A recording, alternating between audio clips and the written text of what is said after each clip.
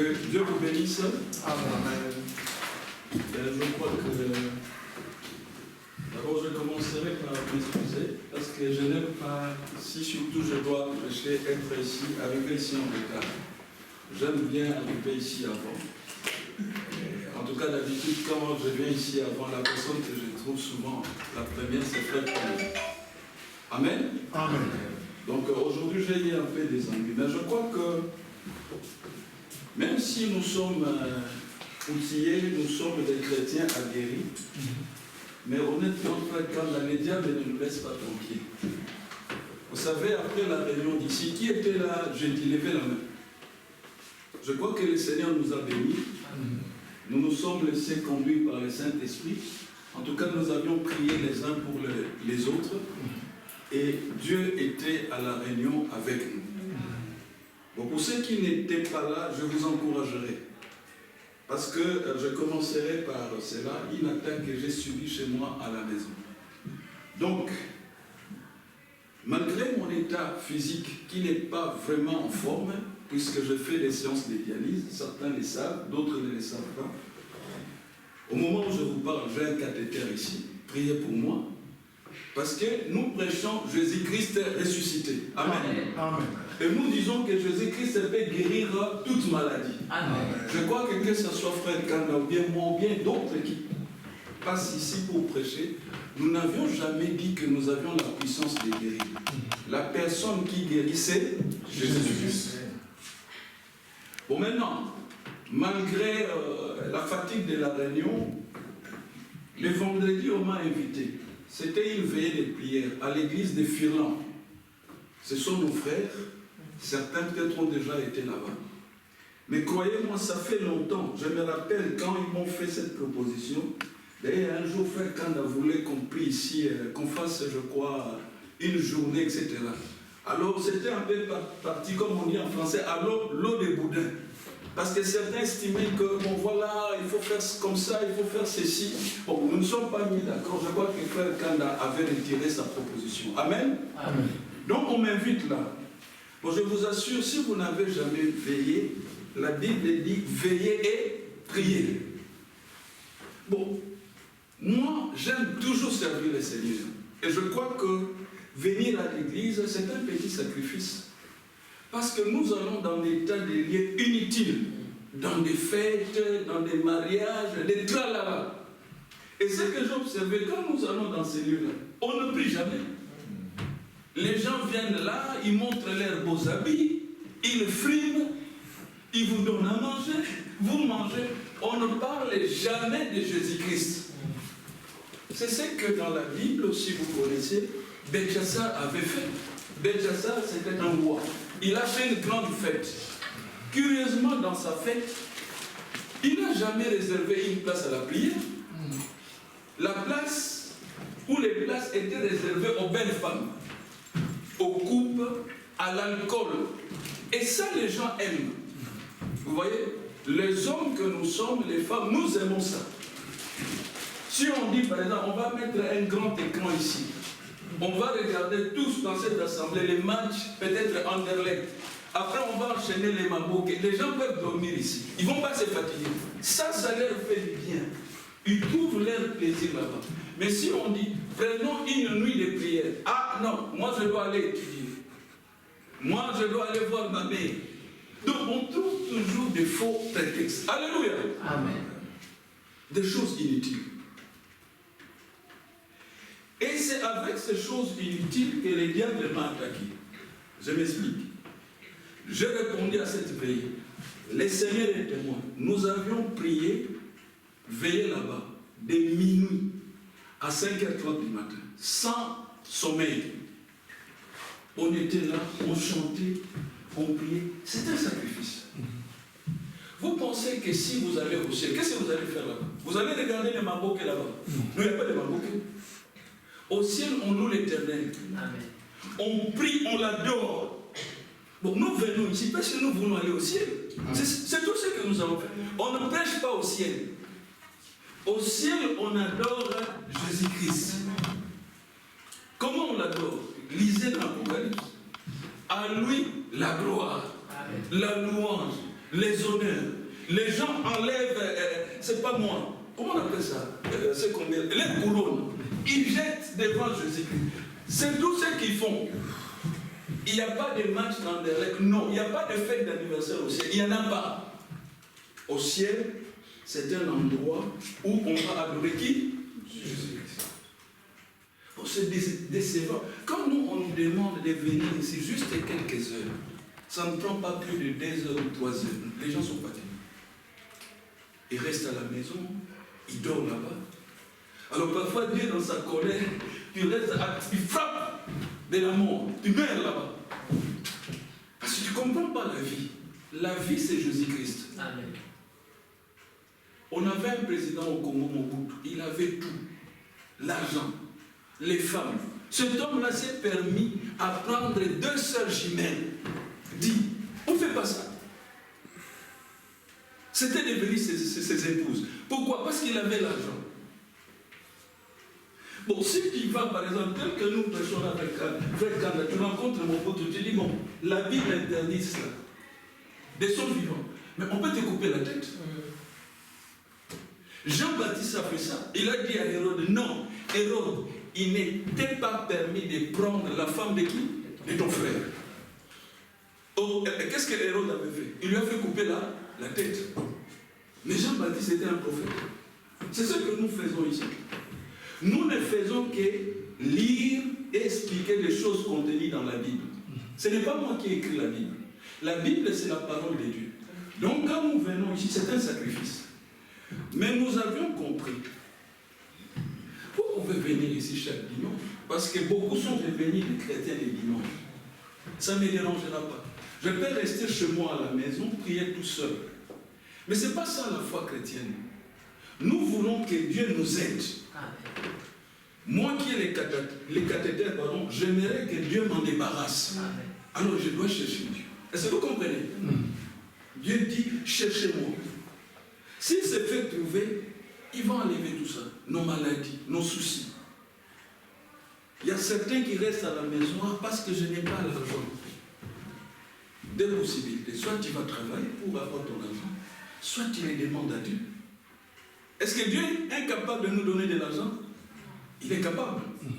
Vous le croyez? Amen. Il le donne toujours. Il avait dit ceci. Demandez et vous recevrez. Amen. Amen. C'était juste une introduction. Voici la terre que j'ai suivie. Donc je suis allé à la veillée. On était bénis. Mais comme nous avions des corps physiques, je suis rentré. Un frère m'a conduit à bord de sa voiture. Il m'a déposé à la maison. J'arrive.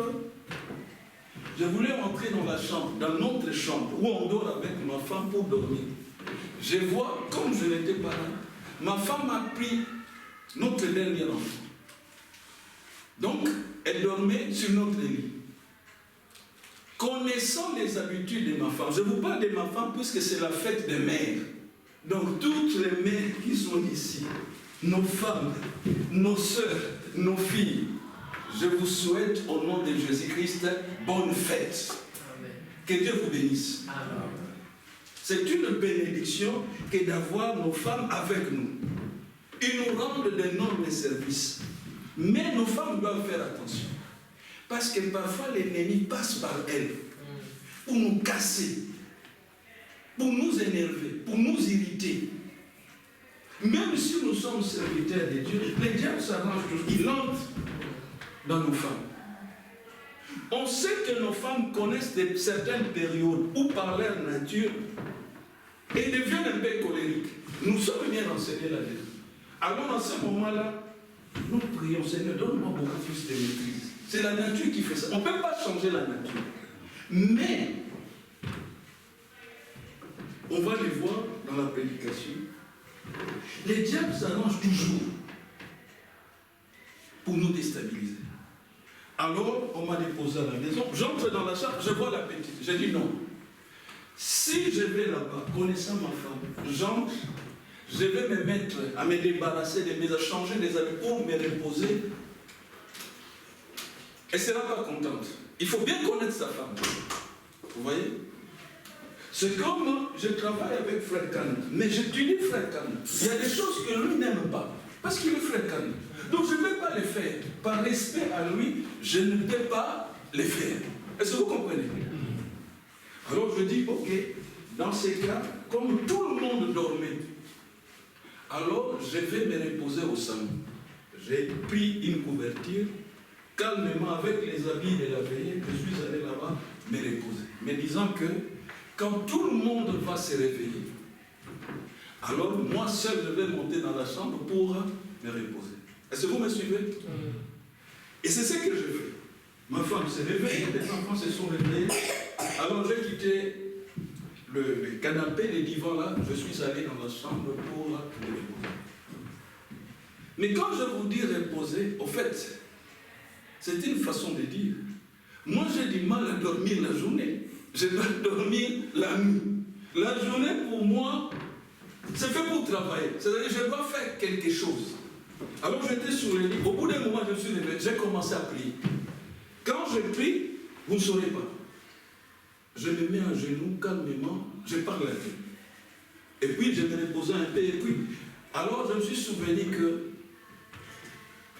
suivez bien ces petits détails, il nous restait très peu de papier toilette. Donc je me suis dit non. Malgré ma fatigue, je dois aller les acheter. Je ne voulais pas envoyer mon fils ou quelqu'un d'autre. Alors je suis parti, j'ai acheté, je suis revenu. Mais je ne réalisais pas que tout cela, je devais le payer. Au bout d'un moment, l'heure était avancée, j'ai eu faim, j'ai mangé. Et alors j'ai senti que mon corps était faible. C'est-à-dire que je devais vraiment me reposer. Alors je dis à ma femme, je vais me reposer. Je reviens d'une veillée de prières, etc. Donc, ça veut dire, laissez-moi un peu tranquille. Je suis allé me reposer. Au bout d'un moment, ma femme m'envoie un message. Non, je crois qu'elle m'avait appelé. Elle m'appelle, je prends le téléphone et dis, mais malgré que tu te reposes, tu t'es engagé d'aller chercher notre fille qui était partie dans une fête d'anniversaire. Je dis oui, je me suis engagé, mais je les commande. C'est-à-dire, je ne vais pas le faire. À votre avis, pourquoi? La fatigue. Vous voyez? Nous sommes des humains. Si moi je peux ressentir la fatigue, mais ma femme peut ressentir aussi la fatigue. Vous pouvez ressentir la fatigue. Est-ce que je dis la vérité? Nous sommes que des humains, nous ne sommes pas des robots. Alors on va insister. Tu t'es engagé, donc tu dois. J'ai dit, mais je suis quand même le boss. C'est-à-dire, je suis le chef de la maison. Nos femmes, quand tu parles à ton mari, c'est quand même ton chef. Est-ce que vous comprenez? C'est comme si moi je venais ici vous prêcher, je me mettais à crier, à vous engueuler. Vous ne pouvez pas me supporter.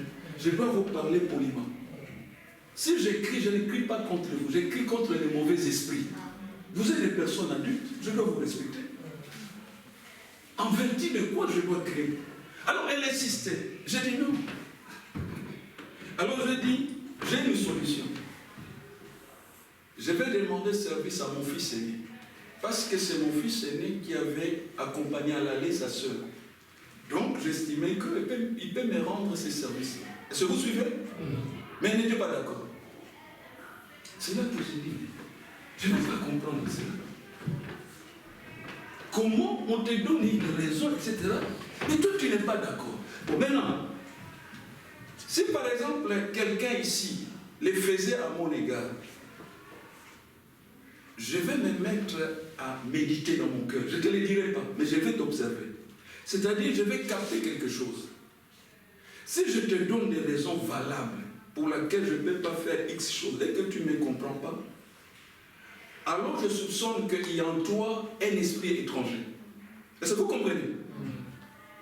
Personne n'est à l'abri d'un esprit étranger. Appelons-le un démon. Je vais prendre un autre langage. Satan. C'est lui qui suggère. Quand il te suggère les pensées, ça vient dans ta tête. La bataille se passe ici. Toi, tu vas commencer à parler d'une certaine manière, à agir d'une certaine manière. En fait, les Saint-Esprit ne parlent pas comme ça. Les Saint-Esprit nous parlent avec amour, avec douceur. Vous comprenez? C'est la fête des mères. Nous aimons nos femmes, nous aimons nos sœurs. Nous aimons nos enfants, nos filles. Mais nous devons prier constamment. Personne n'est à l'abri d'une attaque. Alors, elle s'est énervée. Je suis aussi énervé. Parce que je suis un homme. Vous verrez dans les textes que nous allons lire, un prophète s'énerver. Je ne sais pas, frère Kanda, si ça lui arrive de s'énerver. Le terme que frère Branham a utilisé, irrité. C'est-à-dire, on te fait quelque chose, tu te sens irrité. Est-ce que vous comprenez? Oui.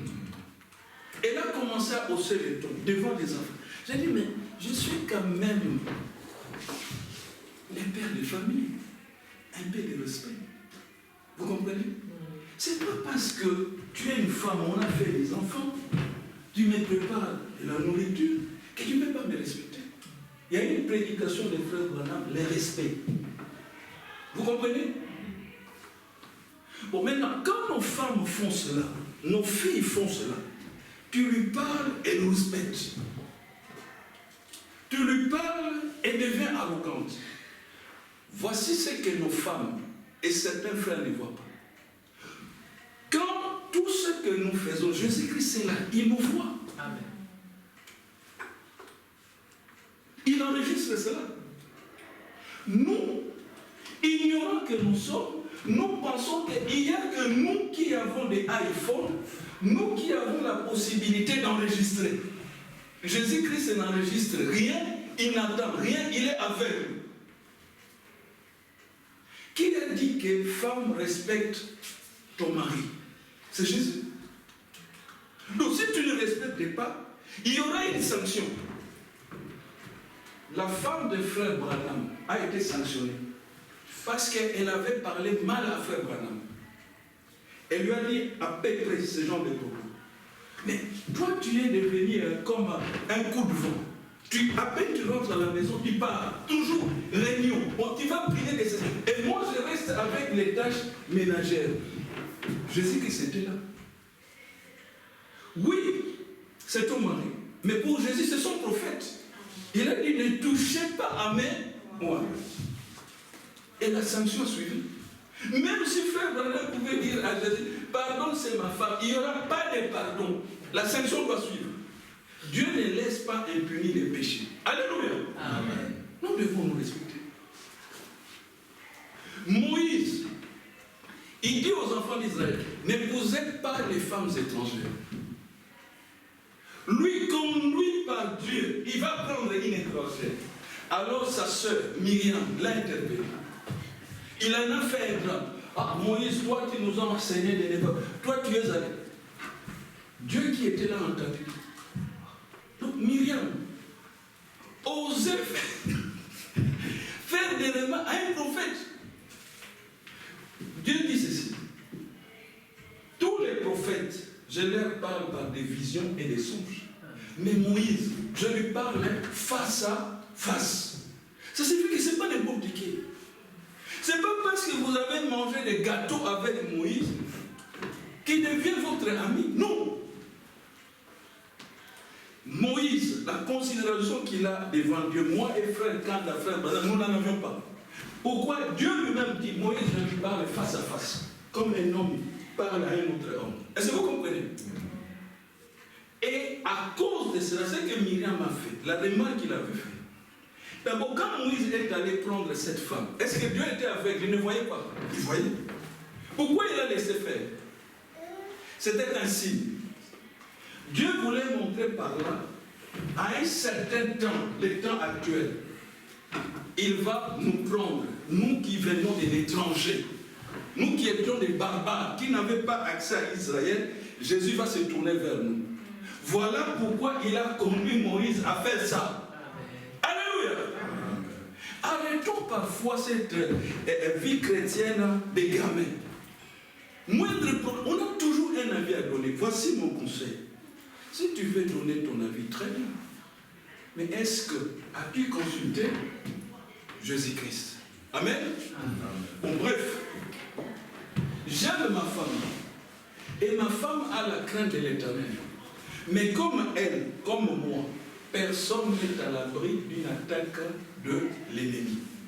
Est-ce que vous comprenez? Maintenant, L'incident s'est produit à la maison. Les enfants avaient un peu peur parce qu'elle criait. Et moi aussi, je haussais les tons. Parce que je savais que je ne peux pas me laisser faire. Je suis un homme. Et je savais que Jésus-Christ se voyait la scène. Vous voyez? C'est comme quand je vous prêche ici. Tout ça, c'est filmé. Les choses que je dis, un jour, je vais les réécouter auprès de Jésus-Christ. Alors, ma femme, comme beaucoup de femmes, quand elle s'emporte, elle entre dans ce qu'on appelle la résistance. Elles deviennent des combattantes. Résistance, la rébellion.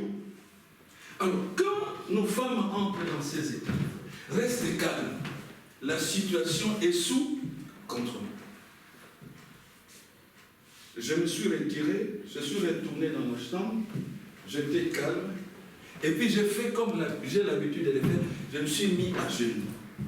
J'ai dit, Père, tu as vu la scène. Alors je ne vais pas intervenir. Interviens. La résistance a continué toute la nuit. Elle était de son côté, j'étais de mon côté. Mais je savais que les dossiers étaient maintenant entre les mains du boss. Alléluia. Nous devons abandonner nos soucis entre les mains de Jésus-Christ. Et puis très tôt le matin, ma femme m'appelle. Puisque nous dormons ensemble sur les mêmes lits, malgré cet incident, elle m'a dit, je tenais quand même à te demander pardon. Amen. Amen. Un enfant de Dieu, voilà ce qu'il doit faire. Quand tu offenses ton mari, ton enfant, ton frère, ta soeur, ton patron, tes collègues, si tu es un enfant de Dieu, le Saint-Esprit ne peut pas te laisser tranquille. Il va travailler ton cœur. Il va dire, va demander pardon. Bon, maintenant, quand elle a dit ça, elle m'a expliqué quelles étaient ses pensées, et Dieu la bénisse. Et puis il m'a fait comprendre qu'elle voulait aller prier, aller à l'église. Donc elle sentait que aller à l'église dans cet état, non. Même si elle dormait là, Jésus n'allait pas l'écouter. Est-ce que vous comprenez? Alors maintenant, elle parlait pardon, et s'est débarrassée de ses problèmes. Maintenant, c'était à mon tour. Moi, je dois prêcher ici. Si je n'accorde pas les pardons, toute la prédication que je vais vous donner ici sera inutile. Est-ce que vous comprenez? Avant de venir à la maison, qu'est-ce que vous avez vécu comme... de venir à l'église dans cette... Qu'est-ce que vous avez vécu comme problème? Nous commencerons par là. Nous allons purifier nos cœurs. Toujours est-il que je l'ai pardonné. Parce que Jésus dit, si tu ne pardonnes pas, lui aussi ne va pas te pardonner. Est-ce que vous avez appris quelque chose? Ça vous a enseigné un peu? Nous devons savoir pardonner. Et je remercie le Seigneur. Il m'a donné une très bonne femme. Beaucoup de nos femmes, de nos sœurs, de nos filles, ne demandent jamais pardon. Jamais. Elles vont à l'église. L'église est devenue comme, allez, un lieu protocolaire. Mais jamais, au grand jamais, même si elles ont fauté, même si le Saint-Esprit travaille leur conscience, venir par exemple, papa, pardonne-moi. J'avais dit tel propos. J'ai fait tel comportement, tel acte. Jamais.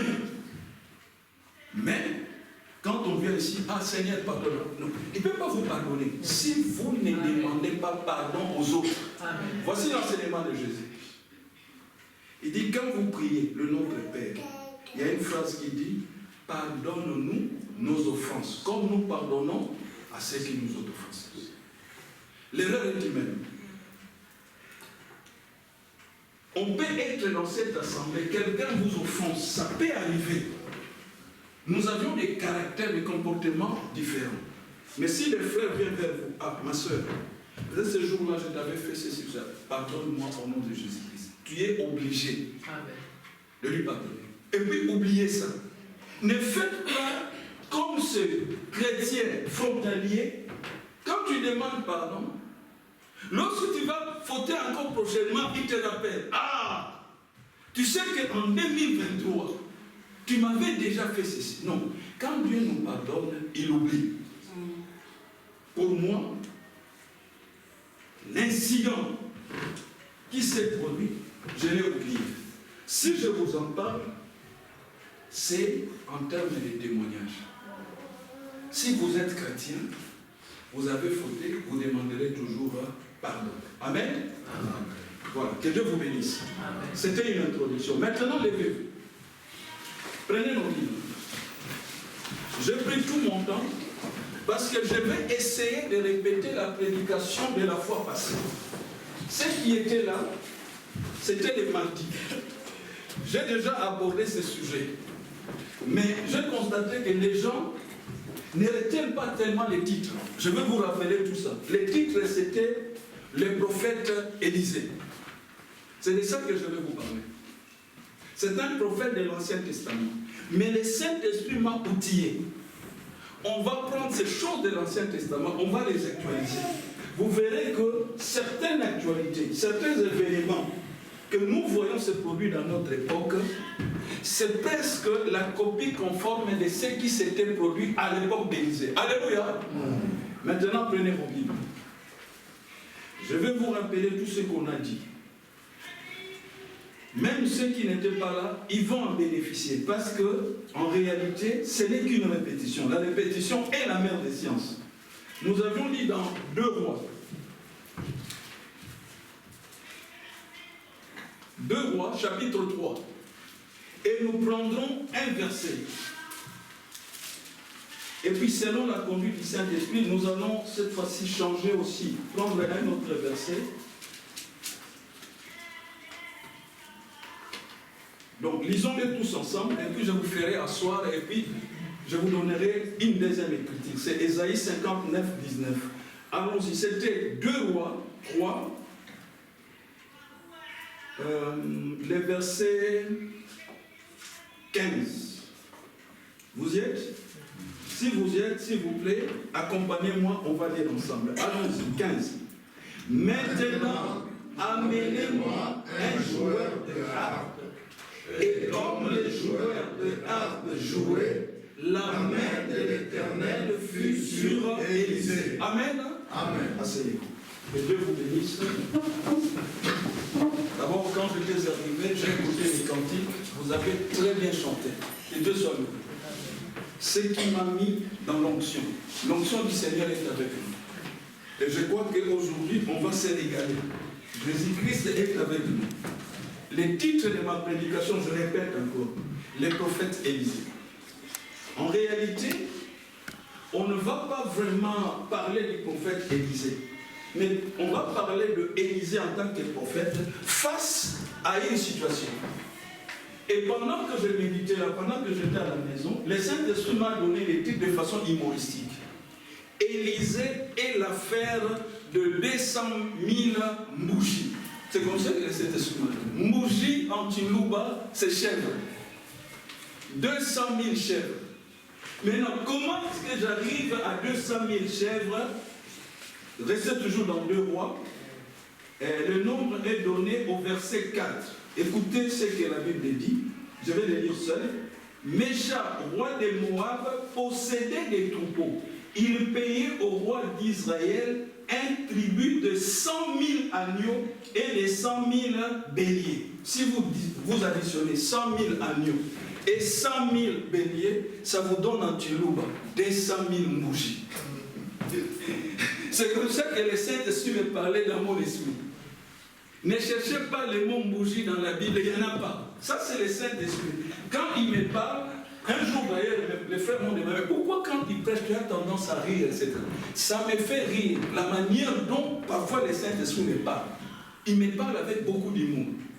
Alors parfois moi-même, je suis seul, je rigole, parce que je demande, mais cette histoire de bougie, il vient, il me montre, c'est là. Pourquoi il dit bougie? Parce qu'il veut attirer mon attention là. Moi, je ne suis pas Mourouba, moi je suis Moukongo.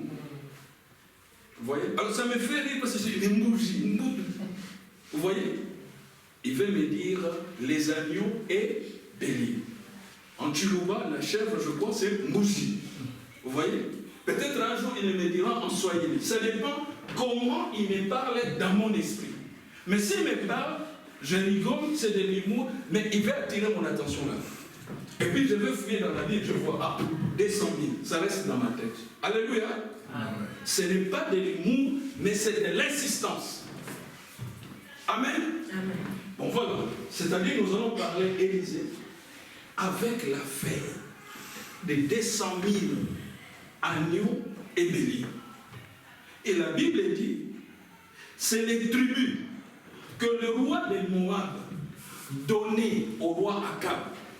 Akab, le roi, les papas, c'est-à-dire les maris de la reine Jézabel, étaient décédés.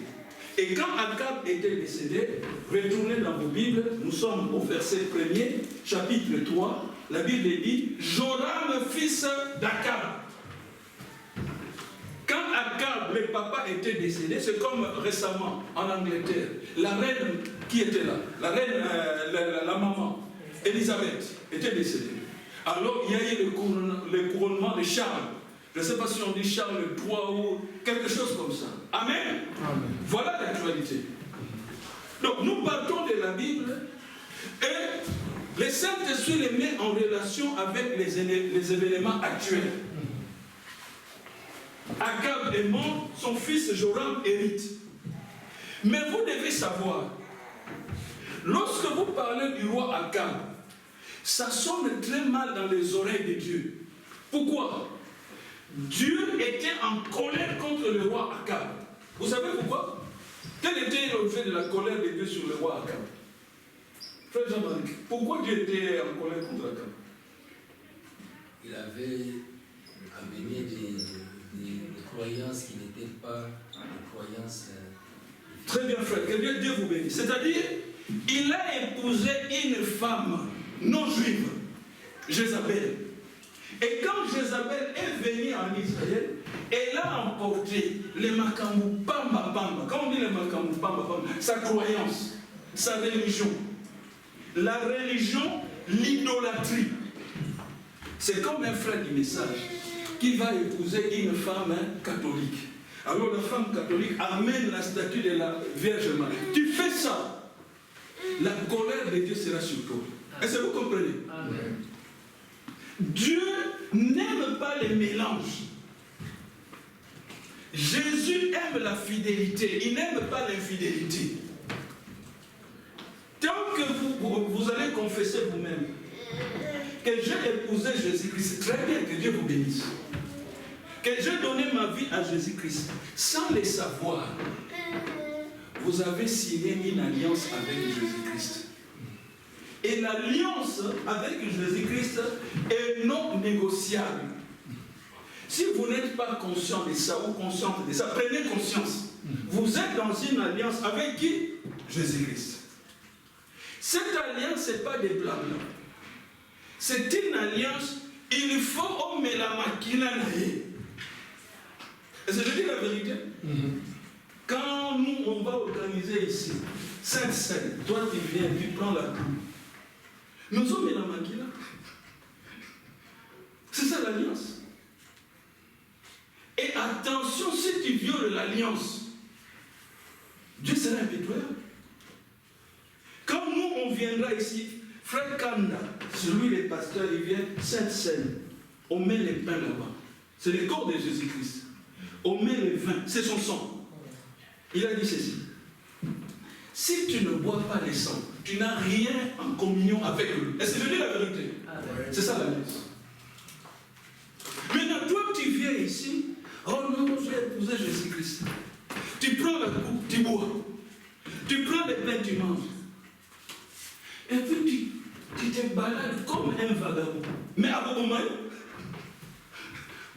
Parce que tu as déjà bu le sang. Est-ce que je dis la vérité? C'est de ça qu'il s'agit. C'est de ça qu'il s'agit. L'alliance. Nous avons fait alliance avec Jésus-Christ. Si vous regardez ma main, j'ai une alliance. C'est la même chose, l'alliance que j'ai faite avec Jésus-Christ. Bon, maintenant, que font les hommes? Ils choisissent une femme. il vient à l'assemblée. On les bénit. Ils font une alliance. Il chemine avec sa femme à la maison. On fait 1, 2, 3 enfants. Oh non, Nalingina Kendokota la Liban. Oh Kendokota la Liban Nani. Que fais-tu de ton alliance? C'est une alliance. Il fallait le jour du mariage, quand les pasteurs se prononçaient ex-séculaires, il fallait dire que non, je n'accepte pas, je ne fais pas d'alliance. On te laissera tranquille. Mais toi, tu viens, tu dis, je fais alliance avec telle sœur. C'est-à-dire, tu l'épouses, vous vous mariez. Tu dis, je vais l'aimer jusqu'à la mort.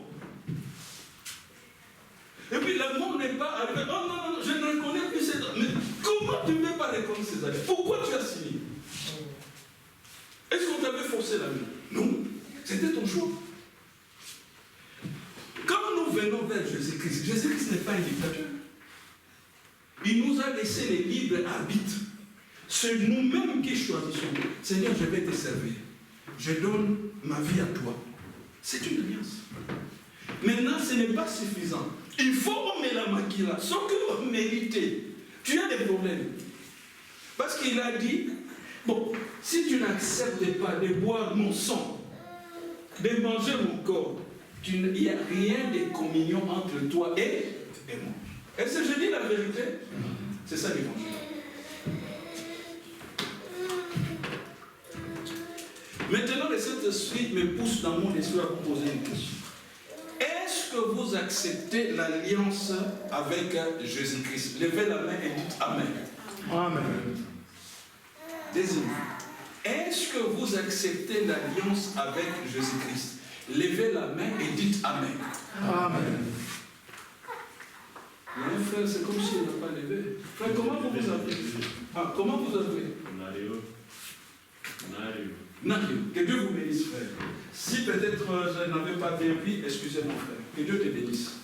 Nous avions intérêt à faire l'alliance avec Jésus-Christ. Mais cette alliance contient des termes. Et les termes capitaux, tu dois boire son sang. Tu viens à l'église, très bien. Que Dieu te bénisse, que Dieu nous bénisse. C'est un petit sacrifice, mais ce n'est pas suffisant. Jésus lui-même le dit. Celui qui ne boit pas mon sang, qui ne mange pas ma chair, il n'a aucune communion avec moi. Est-ce que c'est la vérité? Maintenant, je vais poser la question. Tel que nous sommes là, si aujourd'hui, frère Kanda, qui est notre pasteur, il dit il y a communion, qui ne va pas boire la communion parce qu'il n'a pas reçu son baptême, n'ayez pas honte, levez la main. On ne va pas vous presser. Qui? Donc tout le monde qui vient là, il est baptisé? Il n'y a pas quelqu'un qui n'est pas baptisé? Je regarde. N'ayez pas honte.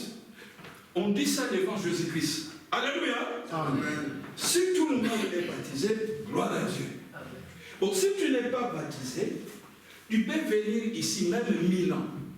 Tu dois réaliser que tu n'as aucune communion avec Jésus-Christ.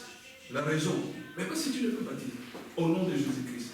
Et tu ne bois pas son sang, et tu ne manges pas son corps. Maintenant, si tu ne l'avais pas encore fait, on doit te poser la question. Mais pourquoi tu ne le fais pas? Parce qu'il est dit aujourd'hui, si vous entendez sa voix, mais ne résistez pas. Admettons que tel que je vous parle, je vous prêche maintenant, que Jésus-Christ vienne. Toi, tu n'es pas baptisé. Tu n'as jamais pris son sang, pris son corps. Mais je doute faut que tu puisses aller avec le Seigneur. C'est de ça qu'il s'agit. Alléluia. Amen. Nous devons donner nos vies à Jésus-Christ. Nous donnons nos vies à Jésus-Christ. Nous faisons alliance avec lui. Et si nous avions fait alliance avec lui, Jésus exige que son alliance soit respectée. Parce que, je retourne dans 2 Rois 3. Qu'est-ce qui va se passer? Au verset 4, la Bible dit, Mécha, roi de Moab, possédait des troupeaux et il payait au roi d'Israël un tribut de 100 000 agneaux et de 100 000 béliers avec leur laine. À la mort d'Akab, comme je l'expliquais, comme je l'avais dit, le roi de Moab se révolta contre le roi d'Israël. Et c'est de ça qu'il s'agit. Quand on se marie, ah non, je vais t'aimer jusqu'à la mort de blablabla, patati et patata. Mais on arrive à la maison, un esprit de rébellion, de révolte. Ah non, Jésus-Christ, je t'ai épousé, je t'ai donné ma vie. Quand on va convoquer une réunion à l'Assemblée, esprit de révolte, de rébellion, c'est comme ça que les hommes agissent. Quand le roi de Moab est allé signer cet accord, que je donnerai un tribut de 100 000 agneaux et de 100 000 béliers avec leur lait, nous n'étions pas là, c'était un accord. Et quand les hommes font leur accord, Dieu en prend acte. Ça signifie que vous devez les respecter. Alléluia. La guerre qui sévit à l'est du Congo, ça parle de ça. C'est un problème de violation des accords. Je ne suis pas dirigeant du Congo. Mais on peut constater, les dirigeants congolais ont négocié avec les dirigeants rwandais. Qu'est-ce qu'ils ont décidé là-bas? Nous n'avions pas assisté à la réunion. Mais il doit y avoir ce qu'on peut appeler en d'autres termes des accords secrets.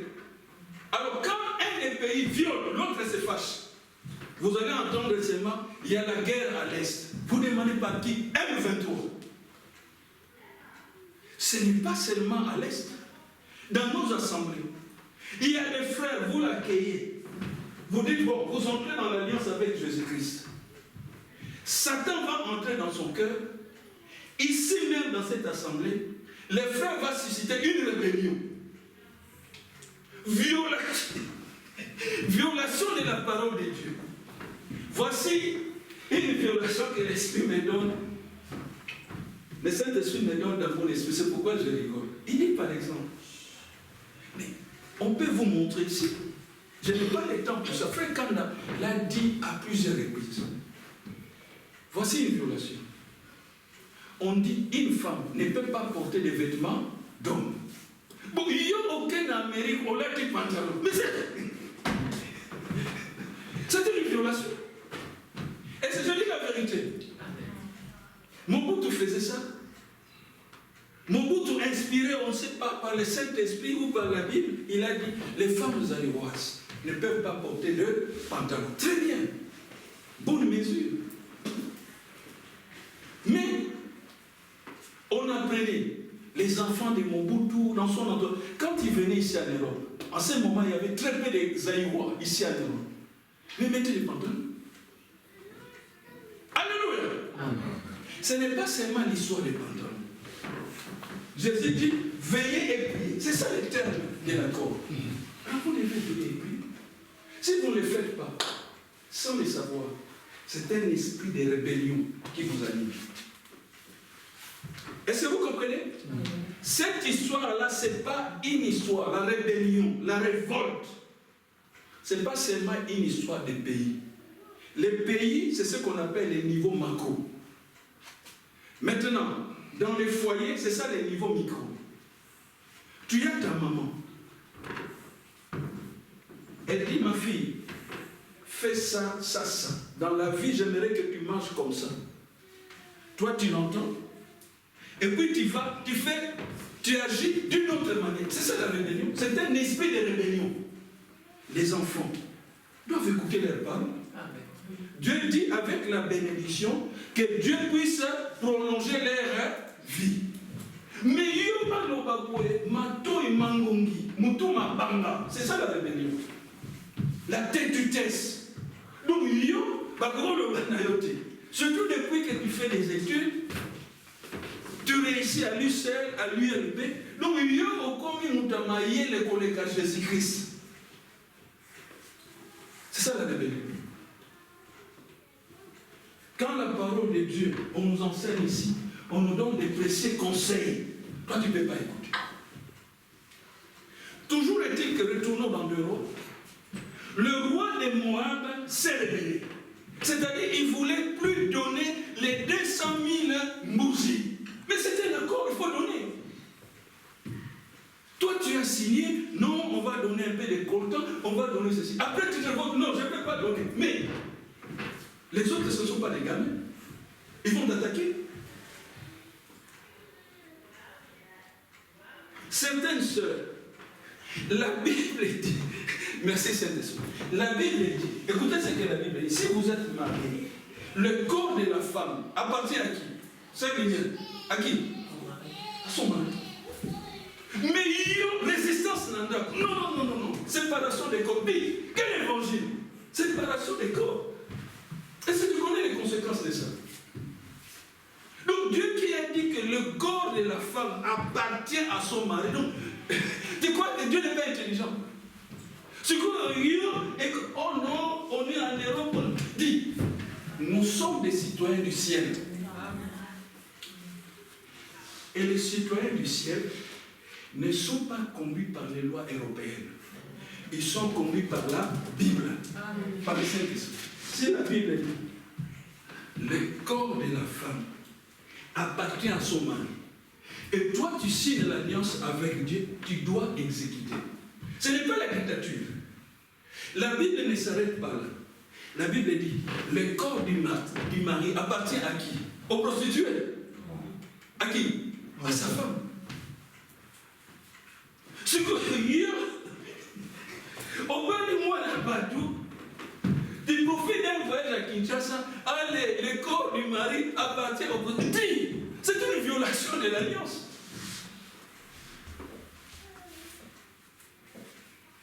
Tu dois recevoir des sanctions.